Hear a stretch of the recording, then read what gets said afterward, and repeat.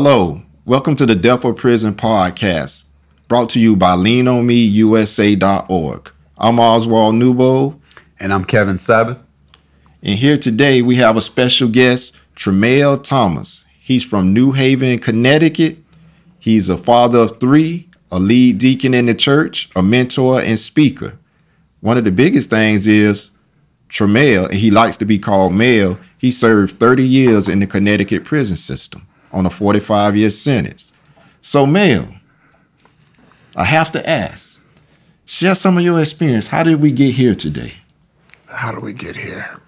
First of all, I just want to say I just thank God for this opportunity to be able to share what He has done in my life and to speak into the lives of so many of the listeners and the viewers. My life started with a good upbringing. 2 parents, 5 sisters, growing up in New Haven, Connecticut. Great student, but it changed one day when my father and mother separated. And it was at that point that at a young age, I might have been like in the 5th grade. In 5th grade, my father and mother separates, and not knowing that this thing had such an impact on my life, I didn't know how to talk about my father not being in my life anymore. For those years, my father was always in my life. When he was taken out of my life, Tramell began to become someone else. In school, I was no longer that top student. At home, I was just existing. At a young age, I never knew this. Until years later, God would begin to show me that this was where it all began. And so I'm just sharing a little bit of experience as a young kid and my father being taken out of my life. And I'm the only boy. I got no brother. I got 5 sisters. I didn't know who to talk to about this. And so I remember my grades began to plummet, and my teachers called my mother in because they knew something was wrong. And they called her in and said, something's wrong with Tramell. We need to talk with you. So she came in. I remember she came in and we had a conference. And as we were sitting there, everyone's in the office saying, Tramell, what's wrong? What's wrong? And so my mother looked at me and said, is it your father? Well, he's not coming back home. And I remember right then and there, I began to bawl like a baby. I bawled like a baby. And she said, he's not coming home. And from that day, I believe that there's some bitterness began to just well up in me that my father had been taken away from me. So let me ask you a question, Tramell. Did you see problems occurring in your home between the relationship between your mother and your father prior to their split? Did you see these things? Did you observe these things transpiring or happening? My father was a hard worker. I grew up watching my father and mother.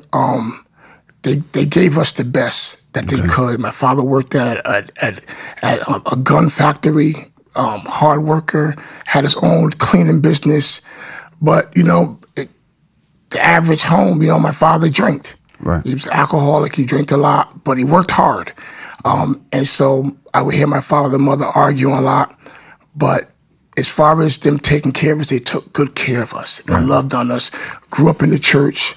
But my father, just the alcohol just really would get the better of him. And do you think that is something that had caused the separation between your parents? Yeah, I believe that really impacted the marriage to the point where my mother was just done with it. And that made you feel as if it was your fault that this transpired, or? Not necessarily. At that age, I didn't know what to think. At that age, all I knew is abandonment. All I knew is that, the one that I would run home to every day to show my schoolwork to before he went off to work was no longer there. Right. And yes, I felt like, I was abandoned, but yeah, he was still in the same city, and I would still see him, but he wasn't, I really Physically believe there. that it's so important that father figure has to be present. Right. And he wasn't present anymore. You know, just his presence in my home meant a lot to me. I didn't realize that at such a young age. Did you blame somebody besides yourself? Did you look at your mom and say, you know what, I'm going to rebel against you because you ran daddy away? At that time, at that young age, I didn't know to blame anyone. Right. All I just knew is that, you know, I didn't even know the emotions that I was feeling. I didn't even know what I was feeling until years later that it all started coming out. Okay, that makes a lot of sense. You know, I didn't have the opportunity of growing up with both my parents within my home, and I used to always kind of think well, was that the reason what led me up to prison? And I had to come to my awareness and say, no, I was just bad. You know what I'm saying? It had nothing to do with my daddy. 'Cause my daddy could have been there and in the house, active. You know, he was a financial. He contributed financially. You know, throughout. You know, for me and my sister throughout our 18 years, and you know, things still transpired. You know, that took place. Right. You know, did you see that was your father still, you know, taking care of, you know, So my father was still providing for you? My father was still. Years later, I would make it through middle school. Then I went on to high school, and I remember I just was not doing it, you know, like I used to do it. And my mother ended up sending me to stay with my father. But I believe that at that time I was mentally gone. I remember my first 2 years of high school, I literally I just checked out. So when you say you wasn't doing it, do you mean like in a sense of you didn't have the motivation, you didn't want to do, or you just was lost, or you just didn't know? You was young and just didn't know. I was young and just didn't know. And it's our high school years we talking about my now. My freshman and sophomore year. Listen, freshman high school, sophomore year, I had just checked out. I checked out, didn't realize I was checking out, and I was living with my father. I was living with my father at that time, so I had literally just checked out, and so now I don't know how to share. And what you mean by checked out? Right? Yeah, it's explain that. Checked out means I literally was not even in school. I was physically there, but not mentally there. So the freshman year, I was physically there, but not mentally there, to the point where I just stopped showing up physically. So you skipping school? Yes. Go tell us like it is. So just skip. But checked out is mental. It's mentally. You see, everything happens first in the mind. Mm-hmm. And so when I checked out mentally and emotionally, it carried right over to my physical life. But what caused that check out to transpire? Okay, now you back in the home with your dad. Now you miss daddy. You wanted that father component. So you back in the house with your dad. Now you didn't check out with mom. You just went through a bumpy road. No, I had checked out already. You had checked out. So I just so you checked out twice. I made it through middle school. Okay. And I went into high school, but I was still emotionally scarred. Because of the still emotionally scarred because of the separation of my father. Quick question. I got to ask you this. When you say you was emotionally scarred, did you understand that as a youngster you was emotionally scarred, or is later in life once you did some so you didn't know what you were really going through? At that time, I didn't realize. Today I can share this. Right. Today I can share it, but at that time, as a young boy, I didn't even know about emotions. I didn't even know about hurt. I didn't know. You didn't know why. I didn't know who to talk to. Right. You know, listen, my mother comes in school. I'm still in the 7th grade. My mother comes to school and shares that with me, and I begin to bawl. Where did that come from? Right. There was something going on inside Mel right then and there that I didn't know how to check. I didn't know how to talk to. I didn't know who to talk to. I wasn't even talking to my sisters about what I was feeling. And so this is what led me into a life of crime. This is what led me into a life of total rebellion, because I didn't know how to get acquainted with the real Mel on the inside, the young boy. And so that's where the young boy checked out. So so when I checked out, I entered into high school, and it was like there was no motivation. Right. There was no motivation for Mel, and so I skipped school. I was working with my father. I was just existing at that age. You know what I mean? And so I was I was heading down a path that was going to lead me either to death or prison. Now, would you call this checking out an issue with a mental health problem that you might have realized later on down in life that this is more so of maybe a I'm not a clinician or anything like that, but bipolar or anything of that nature? Because if it happened while you were still with your father and that was the triggering point, then you didn't. Did you try to look in more in depth into? Then I was just emotionally just hurting at a young age, and this was in late 70s. Wow. This was in the late 70s. And you in high school? No, this is in the late 70s when they separated. Okay. Oh, when they separated. You still young. Yes, I'm born 1966. And so you're talking, 7th grade, this is 1970, 78, 79. I went into high school in 1980. So 78, 79, I'm a young kid that doesn't know that he's emotionally. We're emotionally attached to our parents. Of course. We're emotionally attached to our parents. And even some of the viewers right now, you've been emotionally attached to your parents for so many years, and there's things that has happened that I didn't find out this until I was in jail. This didn't come to me until after I had committed murder. So this brings me to a question. In high school, you done checked out. To the point you're not going to school. How long was it before you will stop going to school regularly and you started to get into a life of crime? Not necessarily what sent you to prison, but just getting into a life of crime. So right around what age you think you were around, or what? Right around sophomore year. Around sophomore year. Sophomore year, I just started running with the wrong people. I thought that was my family.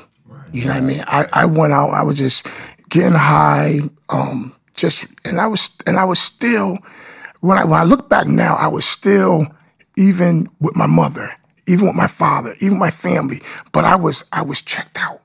I was checked out. So I'm supposed to be in school. I'm on the street smoking weed. I'm doing just living. Just a feeling that family has them let you down already. And it wasn't I felt my family had let me down. It was just I was just out there. But yet I was living two lives. I was out there, but I would go home, sleep in my mother's house. But yet, you know what I mean? It was a mess. My life was a mess. So I want to ask, so you speak about crime. So now we got male that's out in the streets, male that's doing little crimes here and there, male that's just checked out. What's going on with the male now? The male at that time that's out there in the streets now. Like, where was it going? Was it getting were you getting more displeased with life? Was the crimes escalating? Was it you really didn't want to do crimes, but you just found yourself acting impulsive? Like, what was male like at that time? I just continued down that path. And I remember the petty crimes. It always start out with the petty, the little small stuff. Yeah, the little small stuff. Testers. Yeah. And then I remember there was a anger in me, a rage in me. I remember I would be walking down the street with some dudes, and I would just haul off, and somebody be walking by me. I would just haul off and just forearm them. It was something in me. I was really just resentful, and I didn't. When I think about that, I'm like, where did all this come from? But it started there. You know what I mean? It started there, and so I remember. Fast forward a little bit, right around my sophomore, junior year, I end up running with some guys, and we end up doing I should have been in church. Here's the irony of this. I should have been in church on this Sunday. And all of us should have been in church. All of y'all. Listen. Okay.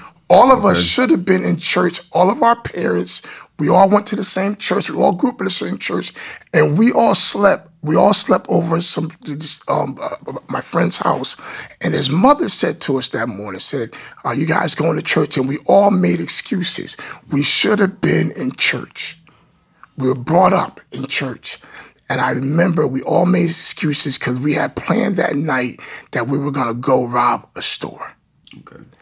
Instead of being in church, we would say, you know what? And the night before, we were doing crazy stuff, you know. But then it escalated to, okay, now we're gonna go rob this store. And Mel, you're gonna listen. You the big guy. Yeah, Howard, you're gonna go and case it out. And we had all the plan. Mel, you're gonna jump over the counter, and it was so we. So really, Mel getting ready to do everything. Yes. Okay. And so okay. we and I never questioned anything. This is where Now were these guys older than you by any chance? We were all about the same age. You know, same age. All high schools. What defined your friendship? Was it trauma? Did they have their father in the home? No. We all were friends from church. Okay. Don't know how we ended up here. But this was the enemy's plan for me not to be here today. Right. And so that's how I ended up there. You know, the enemy was trying to take me out at a young age. And so I realized that that my life was just all over the place. And that day, getting back, that day would be the beginning of, you know, me just going in and out of jail. And so we ended up getting caught that day. One of them got caught. And this is your first criminal episode? First criminal episode. Matter of fact, I had got arrested one day in the city mall for something I didn't even do. And I ended up walking the mall and said hello to somebody, but I was skipping school. I was skipping school downtown, walking in the mall, and said hello to a friend of mine's and kept on going. And as I kept going and saw the police running, I'm looking like, what's going on?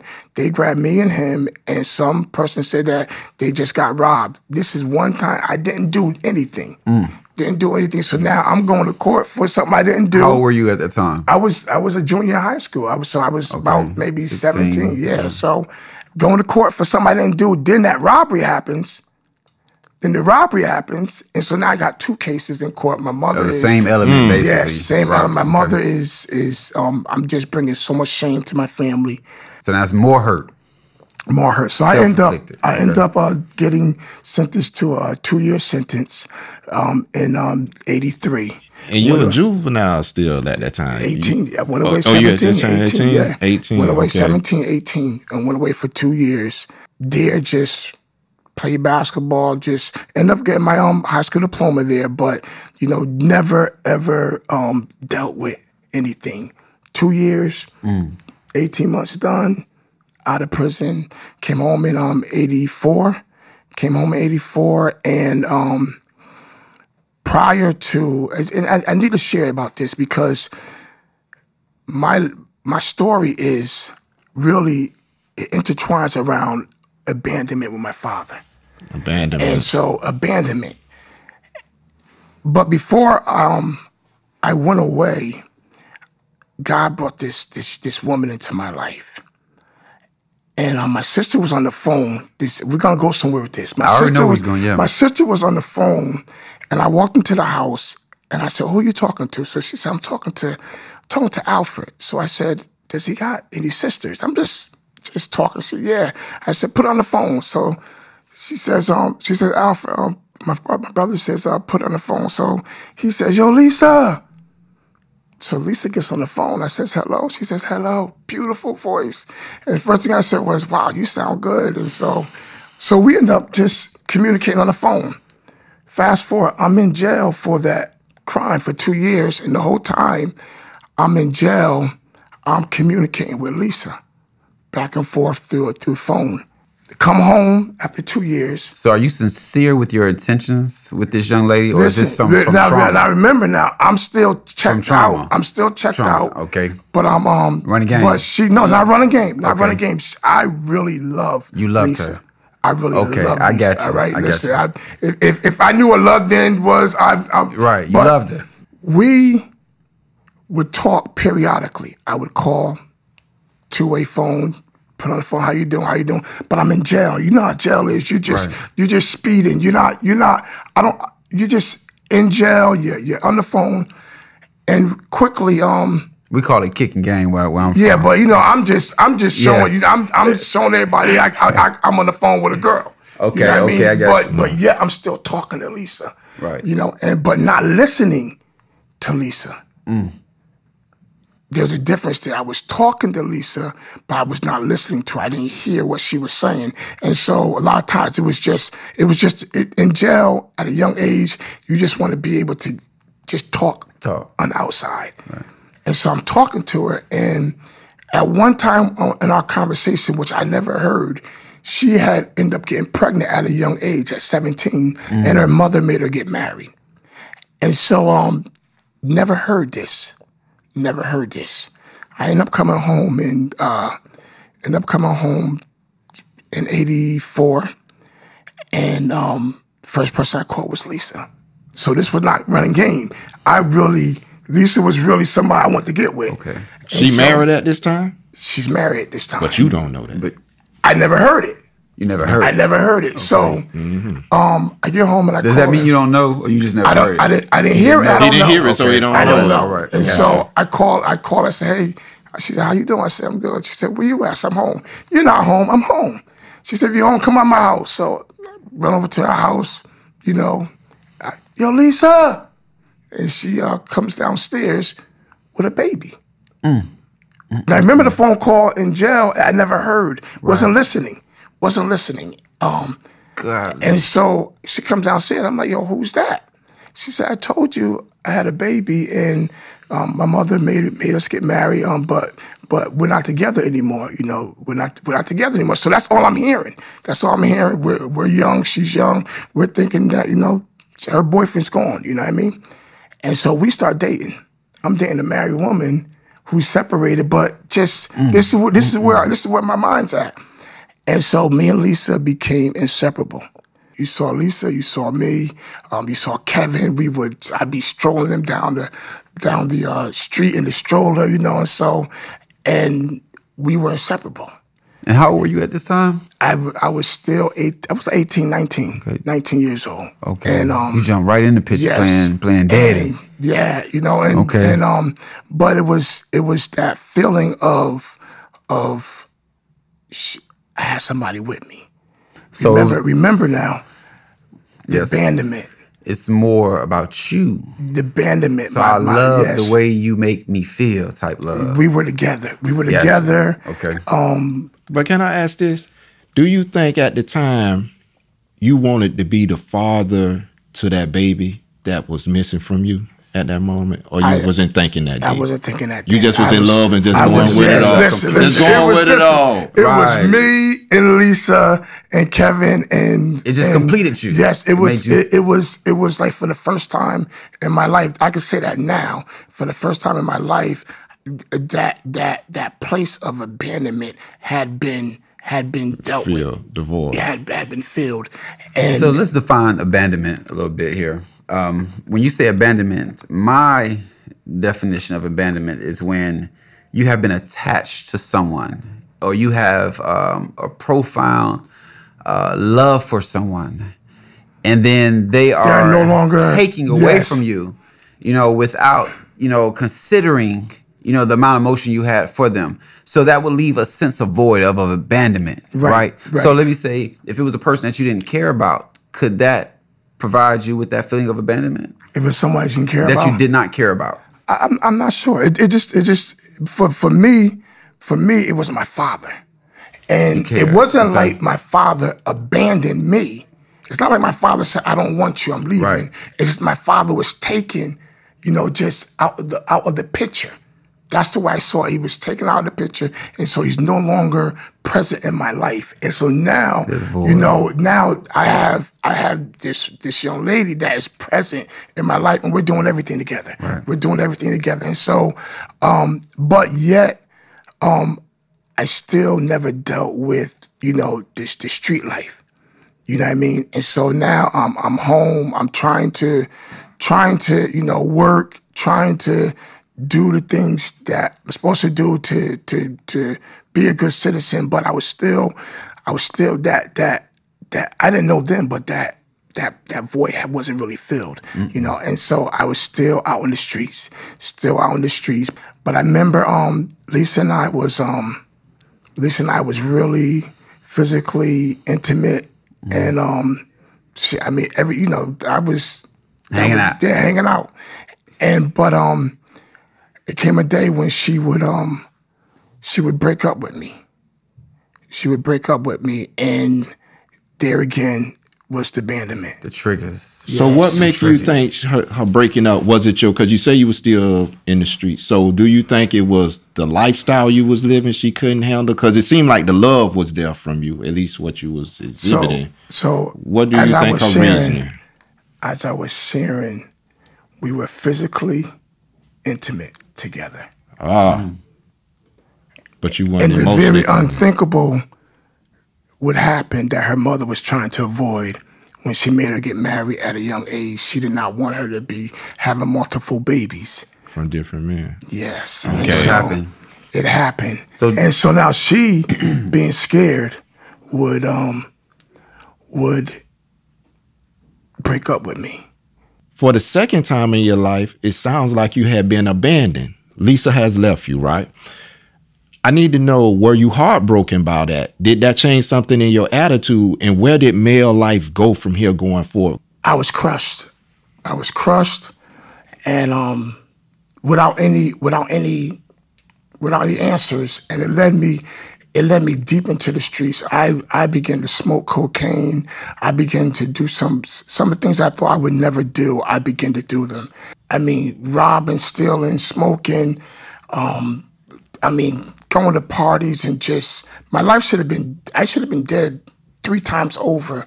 Some of the stuff that I was doing, but it ended up leading me to take a young exchange student's life just to rob him. Just to rob him. I would take a young exchange student and kill him for money, and I end up. I remember one time my mother told me, I came in the house. And my mother told me, and I was running the streets, and she said, "Come here, sit on my bed." So I went and I sat on the foot of her bed, and she said to me, she says, "God showed me a picture of you in a whirlpool." She said, "I saw a whirlpool, and you were on the edge of it, and you were trying to get out of it." And this was what she had said to me before I would commit that crime. And I just said, "Mom, I'm all right, Mom. I'm good. Yeah, we always I'm say good. I say the I'm same good. thing, I'm Mom. Yeah. I'm good, Mom. I'm good. I'm good." And I ain't doing nothing. not knowing that that months later I would commit a murder. I would commit a murder, and that would lead me to receive a 45-year sentence. And 1987, September 1987, I would end up in the county jail, and later I would be transferred to Connecticut State Prison Summers. Hey, Tramell, this is getting real good, man. But we're going to cut it short into the next episode. We're going to say something to the next episode. For you guys that are watching, man, this is a phenomenal story of how Tramell have come out of abandonment and how God's going to work in his life. You're going to see it on the next episode. This is the Death or Prison podcast. Around here, we say, choose life.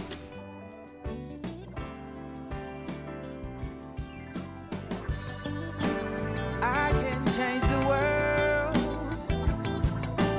Feed one, teach one.